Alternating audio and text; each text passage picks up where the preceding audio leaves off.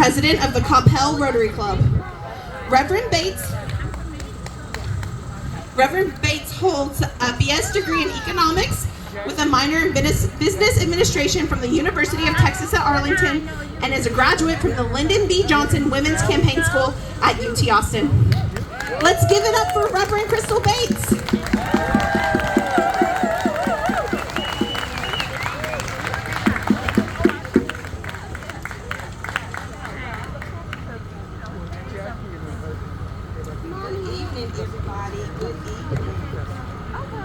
How are you all doing today? Yeah. And I apologize, I'm going to have to read a little bit, it's hot. But thank you so much for being out here and inviting me to be a part of this occasion. I'm super excited to be here with you all and share with you all today for a few minutes.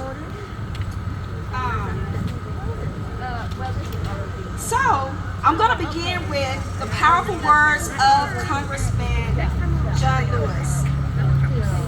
You all have heard the phrase and his quote, "We must mobilize, we must organize, and we must legislate." Now, yes, right, this wasn't just a catchy phrase, but it was a blueprint for progress, a call for all of us to move from protest to policy, from marching to making laws, and from raising awareness to reshaping the future.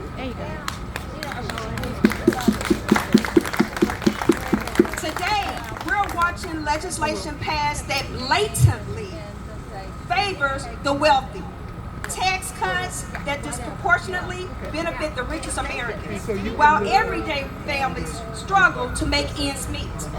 And yes, we've seen it happen again in what some are calling the big ugly bill.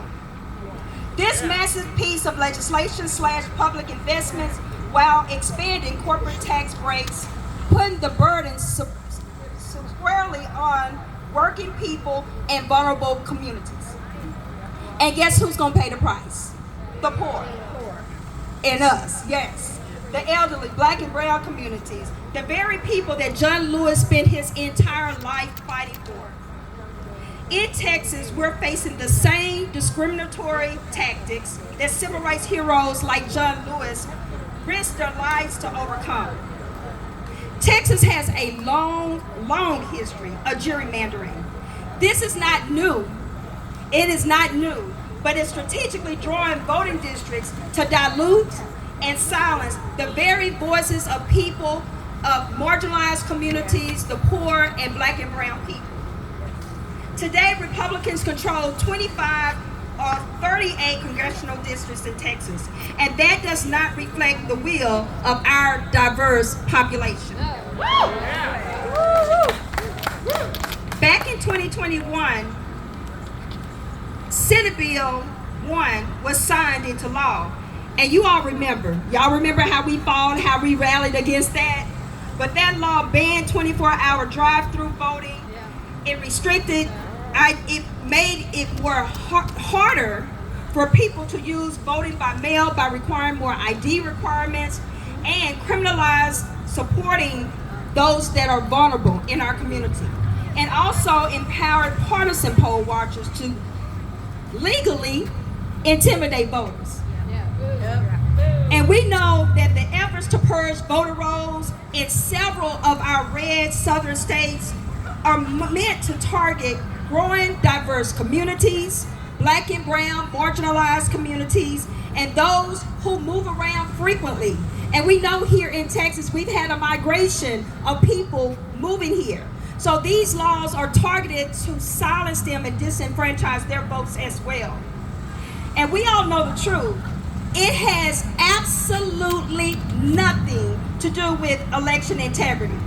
This is clearly a tactic of voter suppression at its finest. And that's what Texas has the history of doing. But listen, guess what? We are not powerless.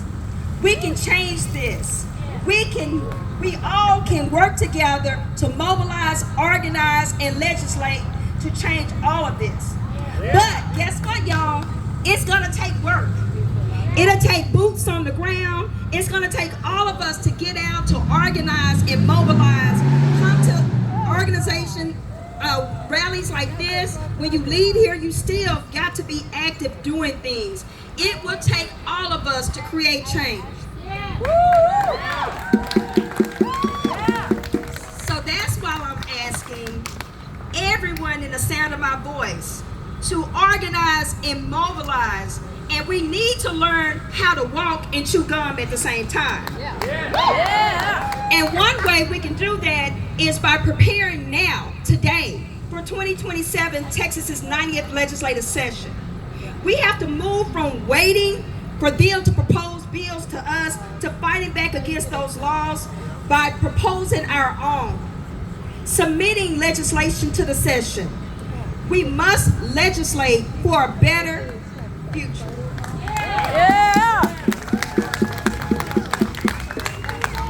And I also want us to get in the habit of, and this is what I want you all to always do, and I know that if you all are here, you all are already doing this.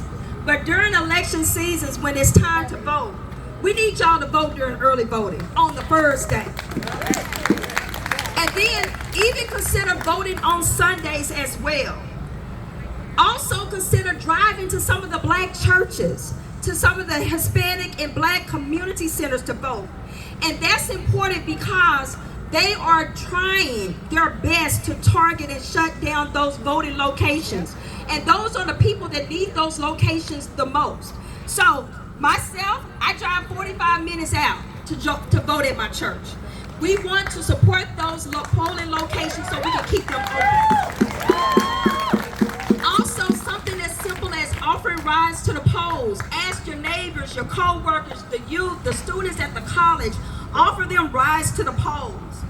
And we've got to fight voter suppression with relational organizing. And as a minister, I do ministry in development and assimilation. So relational organizing is my favorite, my absolute favorite. And the way you do relational organizing, what better person to reach somebody than somebody that you already know? So when you leave your home, each and every week, you have to be intentional about reaching 3 to 5 people each and every week. Encourage them to go vote. Encourage them to get involved with some of the local organizations. And most importantly, educate them on what is at stake. We've got to take the time, and each one of us have skin in the game and empowering each and every one of them. And then you want to challenge them to do what? Do the same. So this indeed is the legacy of our late John Lewis. He bled for the right to vote. He stood on the bridge in Selma, not just for history, but for our present and for our future. So today we're going to honor him by not being silent, but we're going to take action. And I want to hear you all say, mobilize, organize, and legislate. Mobilize, organize, and legislate. Let me hear you say it again. Mobilize, organize, and legislate.